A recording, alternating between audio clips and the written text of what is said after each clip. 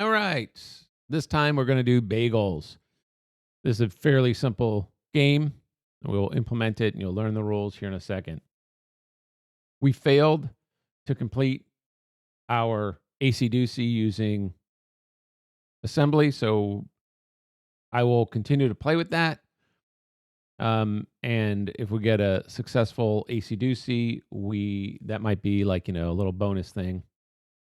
Otherwise, I'm just going to ignore that for now because I would rather this be the ability to successfully implement these in these different languages, as opposed to, even though I think there's benefit in watching a fail, I think the point of this is not to teach you or teach people how to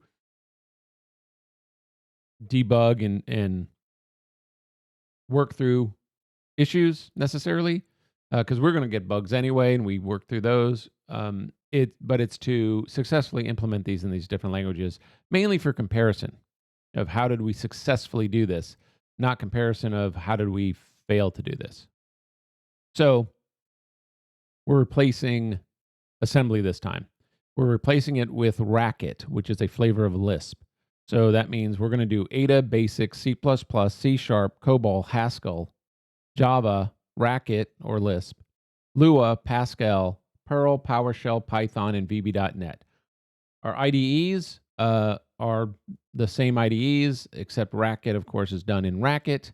Notepad++ is not an IDE, but it's a text editor, which we will use for our two Perl and PowerScript, which are just scripts, and for Haskell, which we will compile using the command line. Our global variables this time are running, game over, which we always have, digits, which is an array of integers, score, which will hold the player's win count, and then we'll have some game loop variables. Guess is the player's guess, attempt is an integer, number of tries, and guessed is a Boolean, did the number get guessed.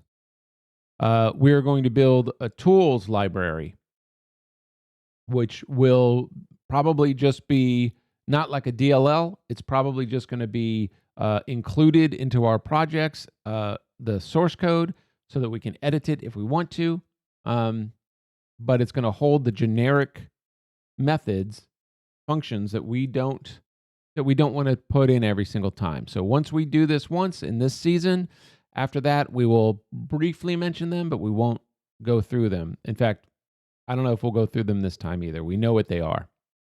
But ask question, it accepts a string, it displays that string to the user, it gets an input. If that is an empty input, it says, please answer the question. Otherwise, it uppercases whatever you sent in and sends it back. Get integer input, gets a string, it displays that string to the user, it asks for an integer input. If it's not an integer, it says you did not enter an integer, otherwise it returns it, and it uses isInit to determine whether or not that's an integer. Okay? Ask to play again, that's going to use the ask question method. It passes in, do you want to play again? And then the response it's going to check is yes or no, Y or N. If it's anything other than that, it says, please answer yes or no. Otherwise, it returns true for yes and Y, or false for no and N. Ask to see the rules is basically the exact same thing as ask to play again. It just says, do you want to see the rules instead of do you want to play again? Generate random number takes a minimum and a maximum integers and a Boolean show, which we've only ever used in the assembly project when we failed as we're trying to debug, but I'm going to leave it in. It generates a random integer between minimum and maximum, and if show is set to true, it shows that. Otherwise, it just returns it, and it always just returns it. Okay, so once those are in the library, we're done. We don't have to mess with those. Specific to the game, and this is going forward, we'll only put specific to the game functions written out like this. I may still put what are in the tools, just so that anybody who maybe hasn't seen these videos and starts with the other ones will understand, oh, there's tools. All right, so this is specific to this game, Bagels. The first is ask for guess. We'll pass in the attempt integer, and it will write guess number attempt. It'll accept the input using get integer input, and then it wants to see that it's an integer, of course, but that's get integer input. We'll deal with that. Larger than 99, less than 1,000, and is not negative. If it's negative, we say please enter a non-negative number.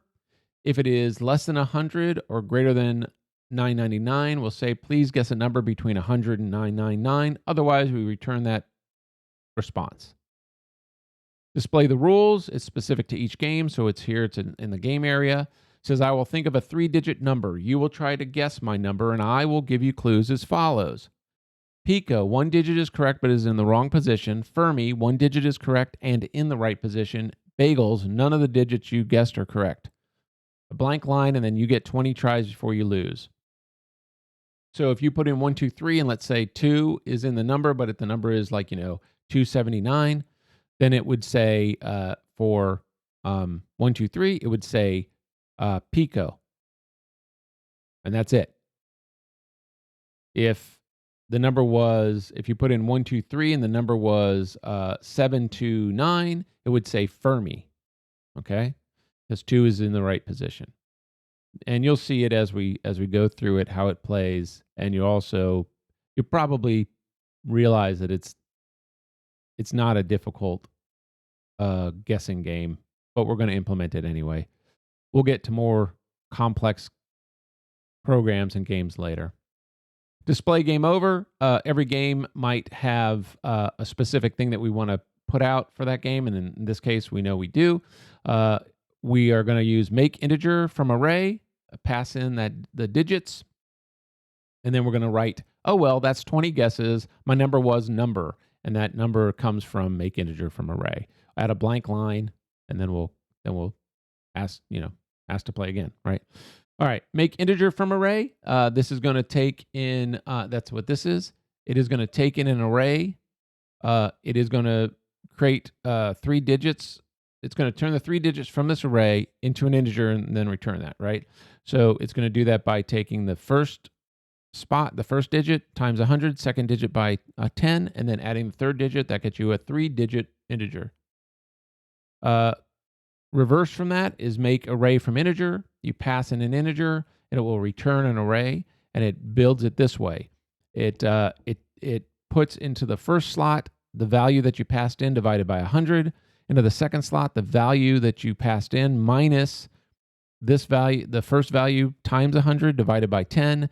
And in the third one, it takes that first value times 100, and then it subtracts from that the array times 10. All right, and then you just end up with the ones place in there. Okay, create the number. This is where it's going to build those 3 digits, the number that it wants to do. It's going to randomly select the first digit between 1 and 9, and the second and third digits between 0 and 9. Because we want a 3-digit number, the first digit can't be 0. That'll be a 2-digit number. None of the numbers can be the same, and we're going to store the digits into the digits array. Check the guess. Okay, so we're going to pass in our guess. That's an integer, and then we're going to make an array from integer, and call make array from integer, and pass in guess, place in temp. That's kind of confusing, but basically we pass in the, oh, I see what it's saying. Okay, we pass guess into this check guess.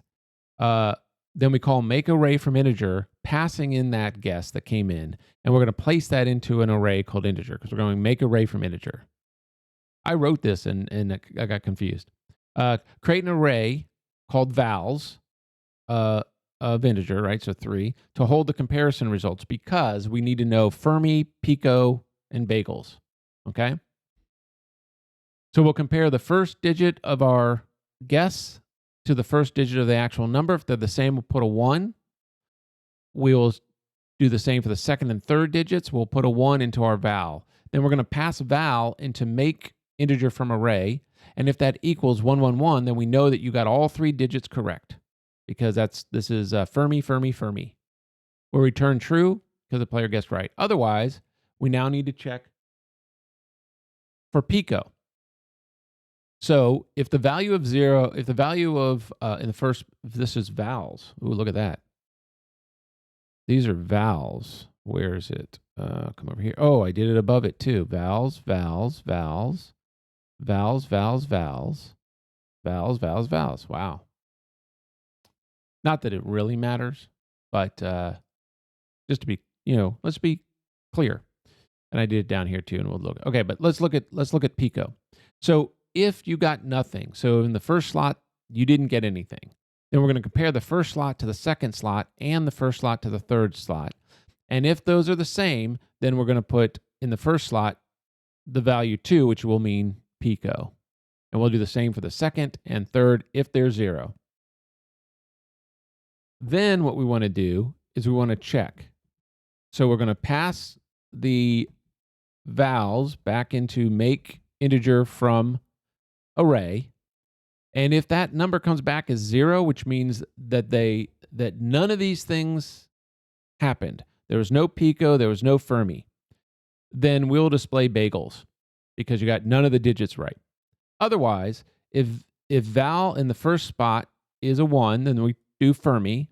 If it's in the second, if vowels in the first slot is 2, we'll display Pico. We'll do that for all 3 slots. So it might say Fermi, Pico, Pico, right? And then you're like, oh, I got all 3 digits, but the second and third are in the wrong position. You flip them around and you get ultimately Fermi, Fermi, Fermi, which equals true. All right, and then we return false. Our main logic. Well, we're going to spell bagels right is the first thing we're going to do. We're going to display bagels in the language that we're working in. We're going to define guess as an integer, set running to true. We will ask to see the rules and return true. If it returns true, we call display rules. We'll initialize our score to 0, and then we'll do our running loop. That initializes the attempt to 1. We create the number, which is a 3-digit number that's stored in the computer guessed, that's stored in memory. So I would want to change this. Let's say, okay, I have a number in mind. And then now we start our game over loop. While game over is false, we will ask for guess, store that in guess. We'll check guess, turn it to the result. This should be guessed, right? Because we said that up top.